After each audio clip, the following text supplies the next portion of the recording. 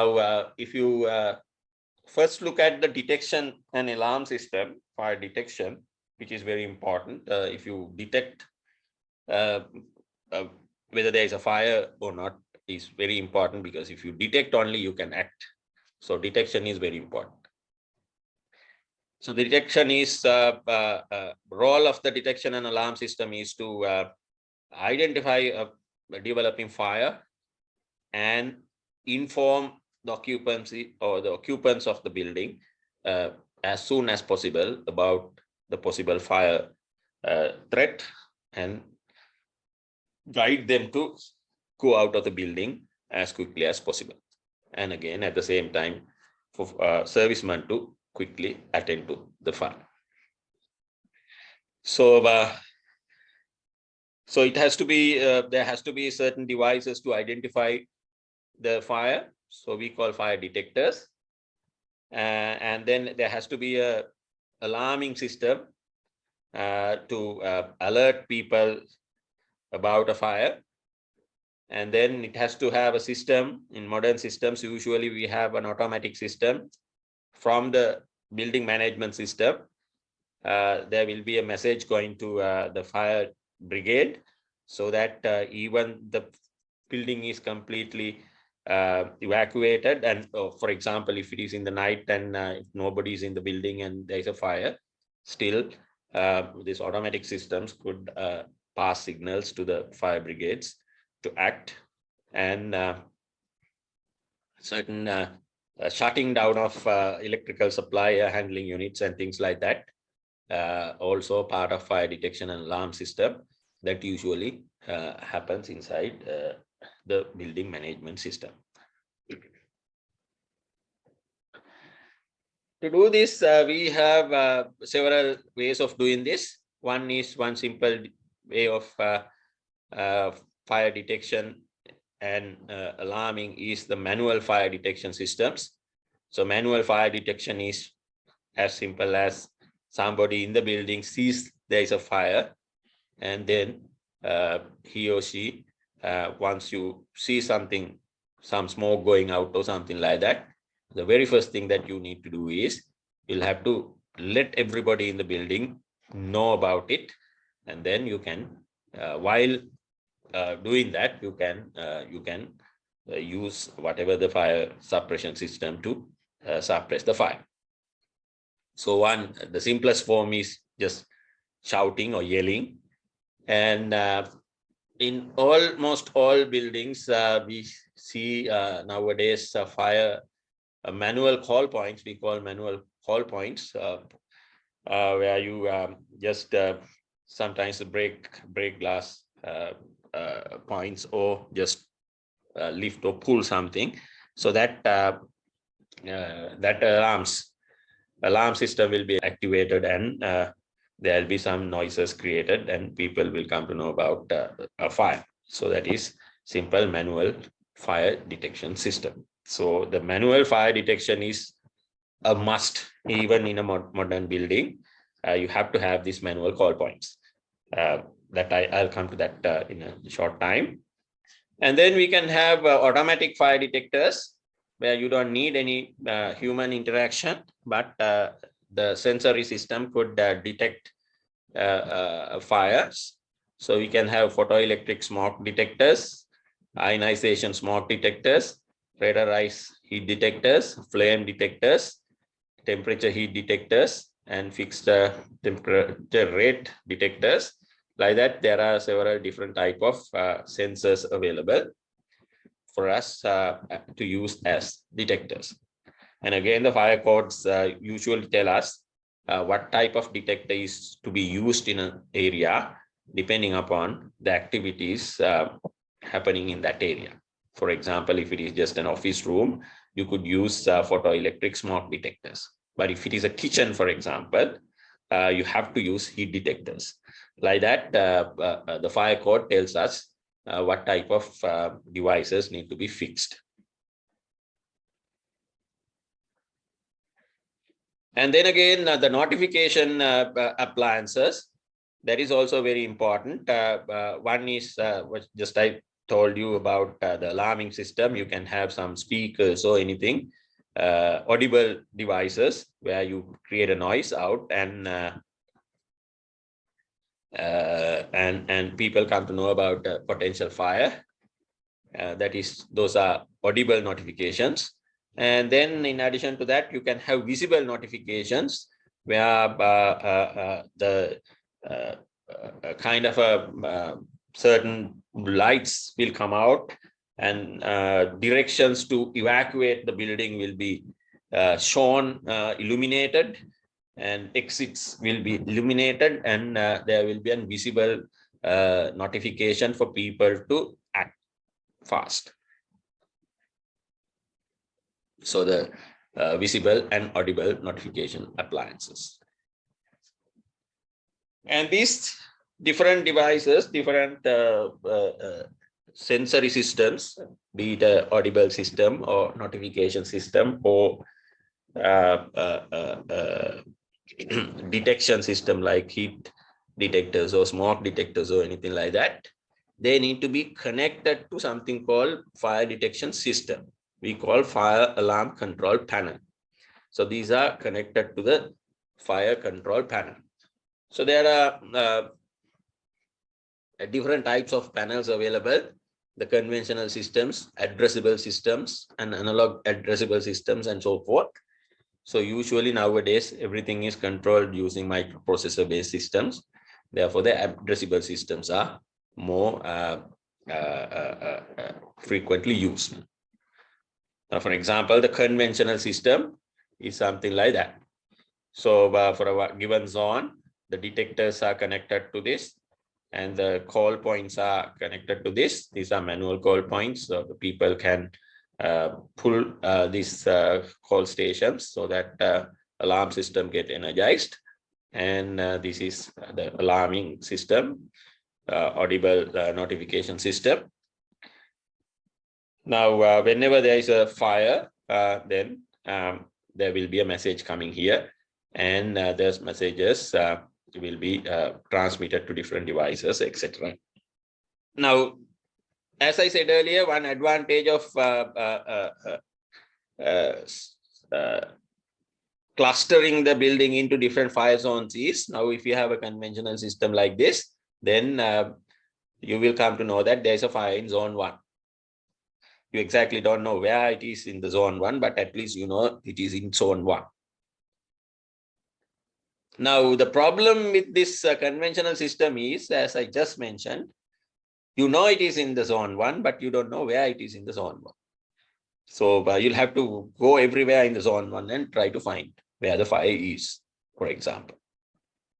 So that is one of the drawbacks in this conventional systems. So if there is a malfunctioning of any detector or any loose connection or damage or anything, also you will come to know about there is something wrong in zone 1, but you don't know where it is, where the problem is rather. So to address this drawback, with this microprocessor based systems, people have developed addressable systems. So addressable systems, that means each device has a unique address. So each device of the system has a unique address, and therefore you should be able to identify these are the addresses. Then whenever something goes wrong, then we come to know that the address of the place where the problem is.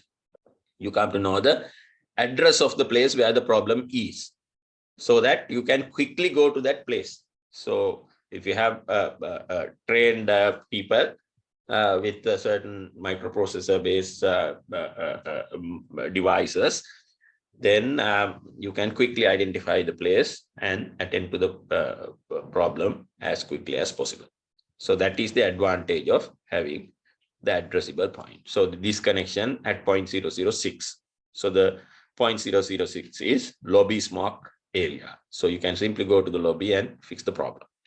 So those are other advantages of using addressable systems. And now I think it is a requirement now in most municipal councils and even ICTAD also, you have to have an addressable systems when it comes to fire detection system.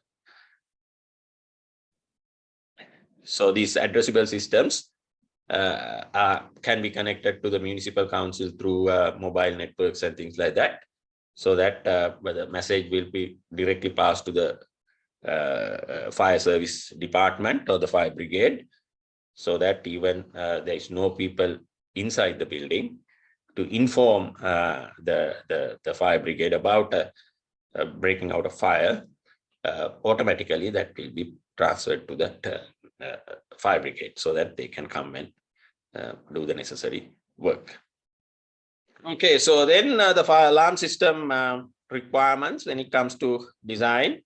So the manual call points, the manual call point should be, what fire code says is manual call point should be placed at all stories of the building at the exits and exits to open air. The idea is whenever you see the fire, you'll have to evacuate. You have to go out of the building. While you are running out of the building, you have to see these manual call points so that you can pull it and go, so that others will come to know. So you should not be searching for these manual call points when it comes to in case of fire. So those should be in place so that while you are running out of the building, you will be able to see clearly. So at the exits, inside or outside, you have to have these manual call points. And if it is on high hazard areas like a kitchen or something like that, then manual call point should be at the site in the close proximity. So if it is a kitchen, there is a high hazard level, so you have to have a manual call point inside. And the maximum travel distance for a manual call point from any point of the building is 30 meters according to NFPA. So there will be 1 or 2 meter difference, or maximum few meters difference between NFPA and British code. So these things are more or less common to all codes. So the maximum distance that you need to run to see a call point has to be 30 minutes. So you have to fix call points such a way that from any point of the building, when you go out, within 30 meters, you see a manual call points, and they should be fixed at 1.4 meters above the floor level, so that a human or the ordinary man or woman can see it clearly and operate it easily. So all these fine details are there. I'm not going to go into all the details, but just to indicate that kind of information that you can find in these codes. So for example, this is a diagrammatic representation of what I just said.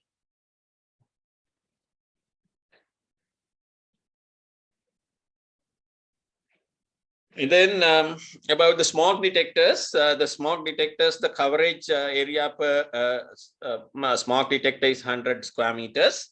So that means the spacing between two smoke detectors has to be 10 meters. And the minimum distance from a wall to the smoke detector is 100 millimeters. So when you are installing this smoke detectors, when you want to calculate how many smoke detectors are required, then you have to calculate it based on these numbers. And of course, these numbers are given for flat ceilings. If it is a gable roof, then there are certain modifications that you can do. So heat detectors, the coverage per heat detector is, according to NFPA, is 50 square meters. The spacing should be 7 meters. And the minimum distance from a wall to a heat detector is 500 millimeters. So those are clearly specified. Reasons why they have put these numbers is, one of the reasons is there are some dead air spaces. So you have to make sure that your detector is out of this dead air space. So that is why it says from the wall, the detector has to be away from at least 100 millimeters. So the dead air triangle over here is about 100 meters this way, millimeters this way, and 100 millimeters that way. So this triangular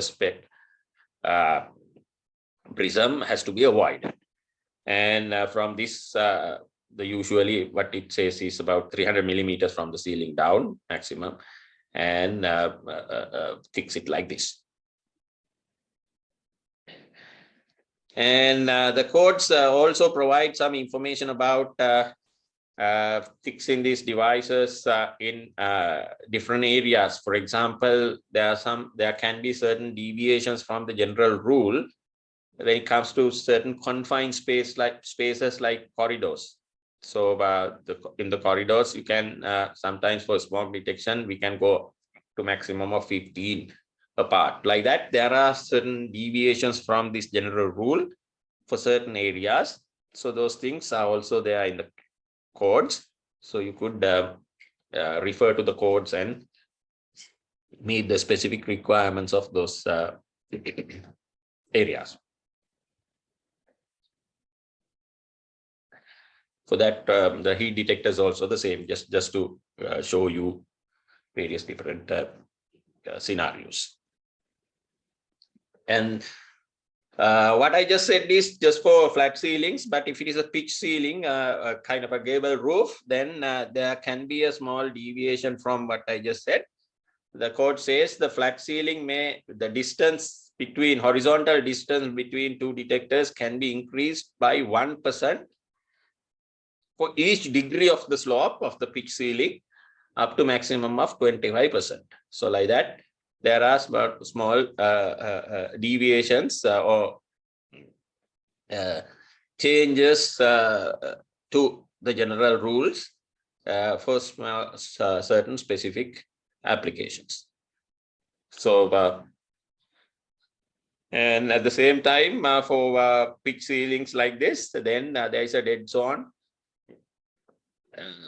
which is about 4 inches down from the apex. So that has to be avoided. And there has to be a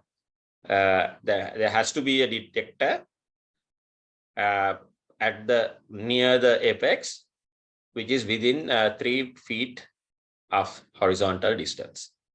So in addition to any extra detectors, you have to have one at the apex also. So there is an example, you will understand what I exactly say. And if the pitch, if the height of the pitch roof is less than 600 millimeters, you could treat it as a flat ceiling. And if it is more than 600 millimeters, then you have to have one of the detectors at the apex, in addition to the horizontal, whatever the detectors that you fix at a certain height. In simple speaking, you'll have to have a set of detectors at a certain height. For example, let's say about 10 meters from 10 feet from the ground level, floor level. You have to have set of detectors. In addition to that, you have to have one at the apex also, but that has to be out of this dead air zone. So like that, there are several requirements. So this summarizes that. So you have to avoid this area, but you can fix. But you need one over here. In addition to that, you need a set of detectors somewhere down also, as you can see here. And now you can have some obstacles. For example, you can have beams. If it is a multi-story building, then you have beams which support the slab on the roof. So then they can obstruct the signals. Therefore, for example, if the depth of the beam is less than 250 millimeters, you can simply you have to leave a space of 2 into the depth when it comes to fixing the detector. Likewise, if it is more than 250, of course, you'll have to leave at least 500 millimeters from that obstacle. And if it is, if the depth is greater than 10% of the ceiling height, then you have to consider it as a wall. You'll have to consider it as a wall, so that you have to have this is considered as one compartment. So hypothetical wall need to be, you have to imagine that there is a wall if this depth is more than 10% of the ceiling height. So if you have, if it is a, for example, a library or something like that, and you have shelves, and if the clearance from the roof to the top of the shelf is less than 300 millimeters, then again you have to consider it as a wall, and then you have to treat it as a separate compartment. Installing detectors. So likewise, there are so many things that you need to consider in designing or in installing detectors. Those things are clearly indicated in the code. Of course, there are so many information in the code. It's a huge document. So I'm just extracting few scenarios, common scenarios. About the sounders, that is audible notifications, the usual understanding is the decibel level of sounders has to be 60 decibels. So if the ground noise level, background noise level is more than 60 decibels, then you have to place the decibel level of the detector 5 decibels above the background level. For example, if the background noise level is 100, 80, then it has to be 85. But under normal circumstances, the decibel range or the noise level of this detector has to be 60 decibels. So if it is to wake up somebody, if you fix a audible detect noise creator in a bedroom, then you have to awake a person who is sleeping there. So the requirement of the decibel level that is required to wake a person up is 75 decibels. So the allowable maximum amount of sound level that can go, you can go is 120 decibels. So you can't go beyond 120 decibels. That is environmental condition. So you are not supposed to go beyond 120 decibels. So the one sounder per one fire compartment. So the fire compartments can be with the solid walls. So sounders need to be fixed accordingly. And the visual alarm signals, these are mostly to evacuate people from the building. And particularly if the ambient condition or the noise level is about over 90 decibels, you have to have a visual system because you may not be able to clearly hear the sounders. Accordingly, you have to have a visual alarm system. The visual alarm system should have to have a kind of a flashing system with the range of 30 to 130 flashes per minute. 30 to 130 flashes a minute. That is the flashing frequency that you need in the visual system. And the code says that minimum height of where you fix those things is to 2.1 meters. That is, the people have to see it clearly. So it has to be in the something close to the height of the eye. So 2.1 meter is the height that has been designated as the how you fix it. And exit signs, of course, every door, exit door and exit facility should be clearly indicated using exit signs so that people could evacuate easily. And the letter height has to be 100 millimeters and in general, and 125 millimeters if the viewing distance is beyond 40 meters. Like that, all these guidelines provide us all this necessary information. And the safety colors, you're supposed to use red, yellow, green, blue background colors, white. So the code indicates to what color that you need to use, and the height of the letters and everything is defined.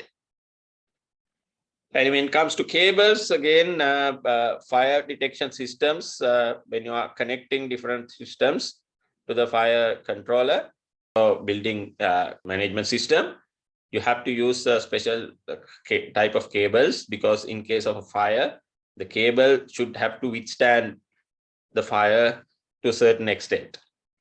So if the cable breaks, then the signals will not be transmitted to the places. Therefore, there are specifications are given for cables also. These British codes and all these codes are given requirements, like mineral insulated copper shielded cables with the overall polymeric covering conforming to the standards and so forth. So you can't use normal copper wires for this. So special fire rated wires need to be used, or cables need to be used in connecting these devices. So that is basically the detection system, the overview of the detection system that I just want to explain.